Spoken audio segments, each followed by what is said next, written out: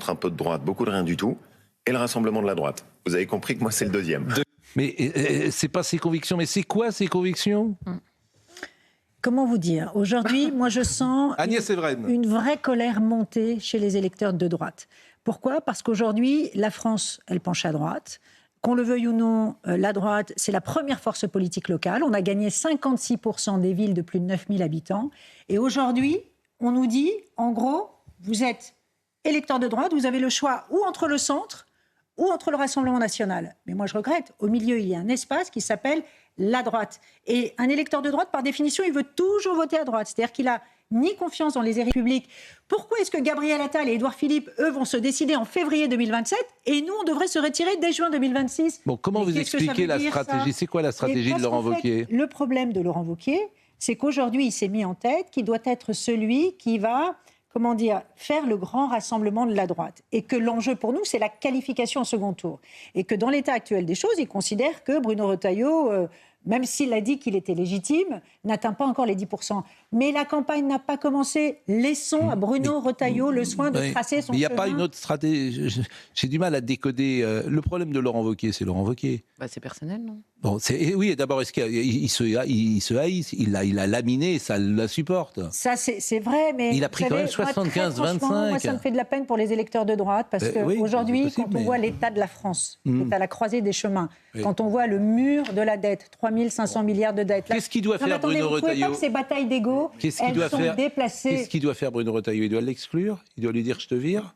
Bruno Retailleau, aujourd'hui, il doit un peu trivial, ce que je dis. tracer son chemin pour une simple et bonne raison, c'est qu'en fait, il y a une légitimité. Je suis désolée.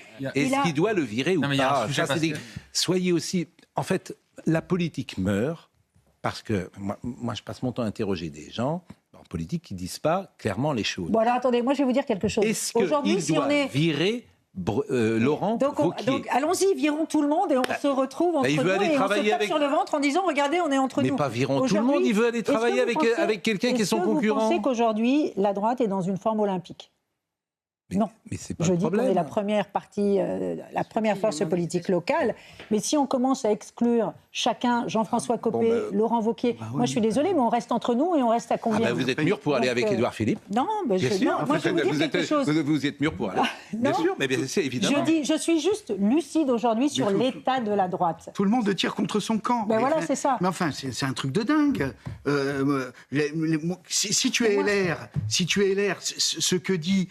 comment il s'appelle, Laurent Wauquiez, il est inadmissible. Tu as plus envie. Attendez, je vous dis une chose. Moi, tu as plus envie de voter LR.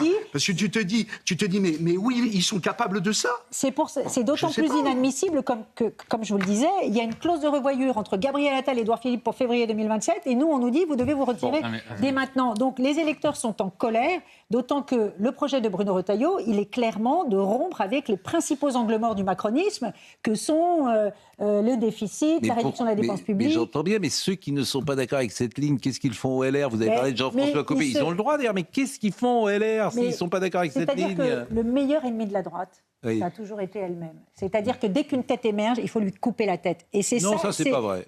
Non, quand il y avait des vrais... Non, quand il y avait regardez ce qui se passe aujourd'hui. Quand Jacques Chirac, quand il y avait Chirac et Sarkozy, il y avait des têtes, justement. Mais oui, parce qu'il y avait des incarnations. Il y avait du charisme.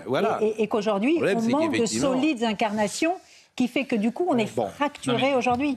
Si je peux me permettre... vous répondez pas vraiment à mes questions. Les électeurs de droite... Je veux bien répondre, mais... non, parce que, en fait, c'est pas cohérent ce que vous dites. Pardonnez-moi de le dire comme ça. Pourquoi ? Mais parce que vous dites, si quelqu'un n'est pas d'accord avec cette ligne, il sort. Il sort, mais de toute façon, il est sorti de lui-même. Ça fait un an qu'il est sorti. Je vais vous dire, ce qu'attendent sans doute les électeurs qui ont voté pour Retailleau, c'est que Retailleau prenne la parole et fasse preuve d'autorité. S'il n'est pas capable, Bruno Retailleau, de faire la discipline dans son parti, alors qu'il veut réformer la France, l'autorité, personne Il l'a dit à Jean-François Copé. Et il doit le dire, parce que les électeurs, ils se disent, mais il n'est même pas capable, dans son parti, de faire preuve d'autorité, et il veut gouverner la France. Je vais vous dire un truc, il trace sa route, il trace son chemin, il ne regarde plus les querelles d'ego, les batailles d'ego qui sont... Mais non, c'est pas des phrases. Mais qu'est-ce que vous voulez qu'il dise de tracer sa route ?